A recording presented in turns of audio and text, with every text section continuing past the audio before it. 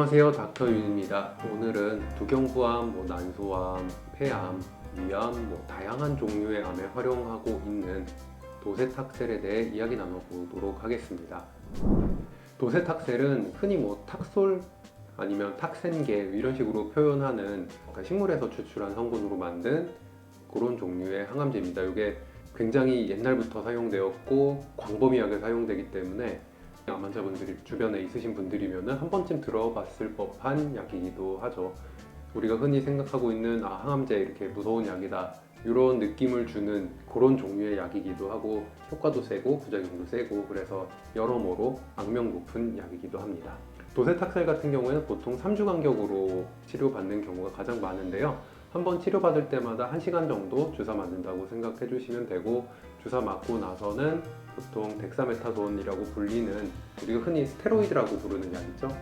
그런 약을 한 번 맞을 때마다 그 뒤로 며칠씩 꾸준히 복용을 하게 됩니다.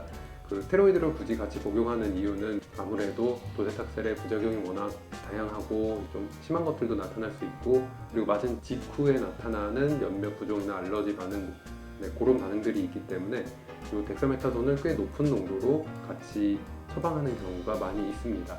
그래서 초반에는 이제 덱사메타손 먹으면서 나타나는 부작용이 조금 오는 분들이 계시고, 아니면은 그게 짧게 들어가기 때문에 그렇게 큰 부작용은 없거든요. 이거 자체는 그렇게 있고, 그 뒤에는 도세탁셀로 인한 부작용이 쭉 이어서 나타나는, 그렇게 생각을 해주시면 됩니다.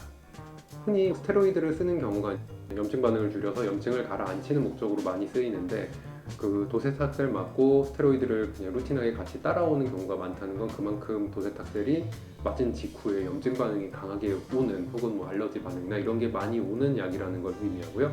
그래서 지금 스테로이드를 복용한다고 하더라도 이제 주사 맞은 곳부터 시작해서 혹은 다른 약기운 도는 곳들에 뻘겋게 부풀어 오른다든지, 아니면 염증 난 것처럼 그런다든지, 두드러기처럼 가렵거나 이런 종류의 증상들이 많이 나타납니다. 그럴 때는 일반적으로 우리가 염증이나 알러지에 대처하는 것처럼 조금 차갑게 해주면 간단한 것들을 좀 가라앉고요. 아니면은 약 용량 같은 거를 좀 조정해서 증상이 심한 분들은 관리를 하는 게 좋은데, 어쨌거나 그렇게까지 심하게 나타나는 경우는 드물고 대부분은 냉찜질 정도로 관리가 되는 수준에서 며칠 지나가게 됩니다. 그 다음 며칠 또 지나면서 나타나는 증상들이 대부분 흔하게 보이는 건 손톱 색깔이 변하거나, 아니면 손톱이 갈라지고 부서지고 벗겨지고, 아니면 이렇게 줄무늬 같은 게 나타나고 손발톱 쪽으로 취약하게 나오는 경우가 가장 많습니다. 그래서 항암 하시기 전에 미리 좀 영양제 같은 것들을 손톱에다가 발라서 준비해 주시는 분들도 계시고, 아니면은 그냥 보기 싫으니까 매니큐어 같은 거 발라버리는 분도 계시는데, 사실 손톱이 그렇게 될 때 매니큐어 발라놓는 게 좋은 것만은 아니어서 그냥 영양제 정도 좀 바르고 버티게끔 이야기를 항상 드리고는 있습니다. 그리고 말초신경변증을 유발할 수 있는 항암제 중 하나여서 손발 저리거나 아니면은 감각이 둔해지거나 이런 분들이 많습니다. 말초신경변증에 관한 이야기는 여기 제가 이야기를 많이 드려놔서 한번 다른 영상 한번 보시면은 조금 도움이 될 것 같고요. 특히 이제 발 쪽으로 감각이 둔해서 걸을 때 뭘 자꾸 밟거나, 아니면은 감각이 둔하니까 서 있는 균형이 안 맞아갖고 이렇게 넘어지려고 한다거나 그런 분들이 많으세요.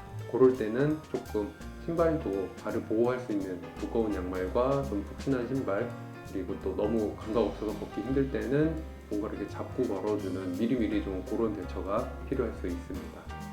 그리고 흔한 항암 부작용 중 하나인데요. 이제 약이 센 거든 독한 거든 대부분 항암제가 갖고 오는 몸살 증상이 있어요. 약 맞고 나면은 며칠 있다가 독감 걸렸을 때처럼 욱신욱신 쑤시면서 몸살 나갖고 사방 다 아프고, 그런 증상을 가장 많이 호소하는 항암제 중 하나입니다.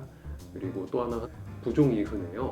주사 맞고 나면 많이 붓는다고들 이야기를 하시는데, 암이 기수가 아주 높아서 이제 아니면 림프 쪽으로 전이가 있으시거나 그래서 심하게 땡땡하게 붓는 경우는 많지 않은데, 그렇게까지 붓진 않더라도 라면 먹고 자서 붓거나 이런 것보다는 좀 많이 붓는 그 정도 수준 생각하시면 됩니다.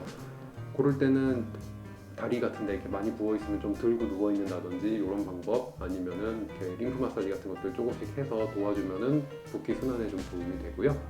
만약에 심하게 부으면은 이렇게 이뇨제나 아니면 다른 종류의 약을 써서 좀 가라앉히는 방법들도 있기는 한데, 대부분 도세탁셀로 인한 부종은 특별한 치료가 필요할 수준으로 붓는 경우가 흔치는 않습니다. 그래서 과하게 붓네 싶으면 그냥 병원 가서 체크 한번 해보시고 대부분은 간단한 처치로 끝나지 않을까 싶습니다. 그리고 이런 종류의 부종은 항암 치료가 끝나면은 어느 정도 시간이 지나면서 자연스럽게 점점 줄어서 원래대로 되돌아오는 부작용 중 하나니까 너무 걱정 안 하셔도 되고요.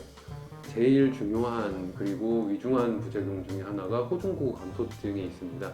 이 호중구 감소증 같은 경우에는 가장 문제가 되는 게 호중구가 너무 떨어져서 다음 항암 스케줄이 밀리는 3주 만에 맞아야 되는데 호중구 올라올 때까지 기다리다 맞느라고 뭐 4주, 5주, 6주 이렇게 점점 늘어져서 이제 항암 치료를 받게 되는 경우가 생겨요. 그러면은 원래 계획할 때 3주 간격으로 뭐 6번이든 8번이든 들어가서 암이 줄어서 싹 없어지면 좋은데 암이 자꾸 항암제가 들어왔다 뛰었다 간격이 커지니까 암이 자꾸 버티는, 그래서 들어갈 때 확 들어가 주는 게 좋은데 그게 잘 안 되게 만드는 요인이 되는 부작용입니다. 이 호중구 감소 같은 경우에는 처음에 항암할 때는 딱 맞은 다음 날 뚝 떨어지는 게 아니라 맞고 나서 한 일주일쯤 지나면은 이제 뚝 떨어졌다가 며칠 낮게 유지되다가 다시 회복을 하는데 이게 처음 한두 번 맞을 때는 그게 잘 되다가요.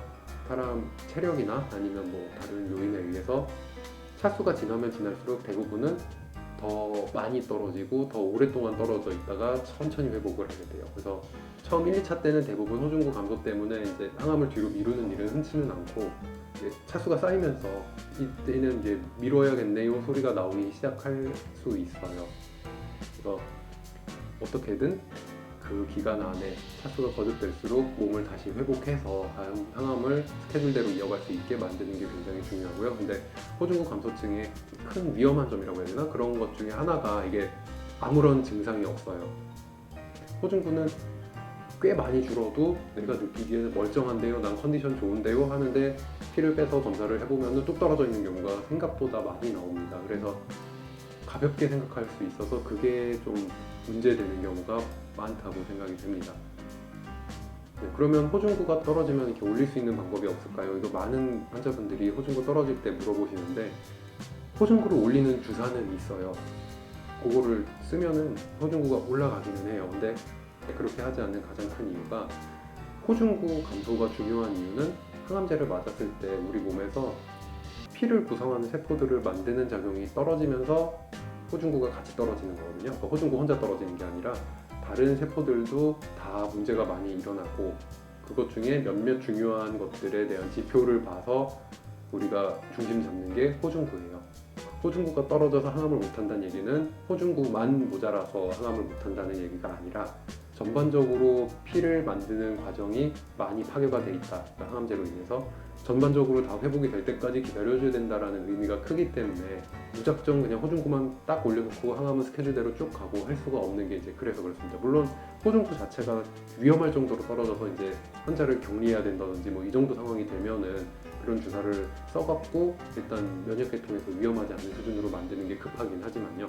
항암 스케줄을 관리한다라는 측면에서는 이런 부분을 꼭 같이 생각을 해줘야 됩니다. 호중구 감소증에 대해서 어떻게 대처를 해야 될까요? 라는 거는 결국에는 항암 부작용으로부터 어떻게 컨디션을 빨리 올릴까요? 랑 같은 말이에요.